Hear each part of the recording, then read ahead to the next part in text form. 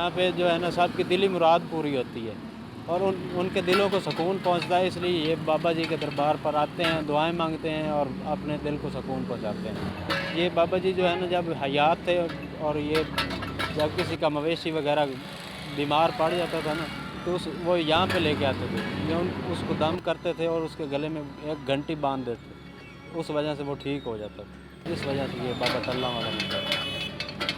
ये हमारे बुज़ुर्गों के दरबार हैं, ये अल्लाह के नेक बंदे थे। आज इनके यहाँ आस्थानों पे लोग अपनी अल्लाह से इल्तिजाए करने के लिए और इनको वसीलतन पेश करने के लिए कि ये अल्लाह के नेक बुज़ुर्ग लोग थे, हमारी ये मुश्किल हल हो जाए। तो इस वजह से ये बुज़ुर्गान जो दीन हैं, ये बुज़ुर्गान जो इन्होंने दीन की खिदमतें की हैं, तो इन्होंने अपने एक हिसाब से दीन फैलाया है। तो लोग यहाँ आते हैं काफ़ी, बकाया अल्लाह पाक वही है जो मुश्किलें हल करने वाला है। मैं भी इधर आया हूँ और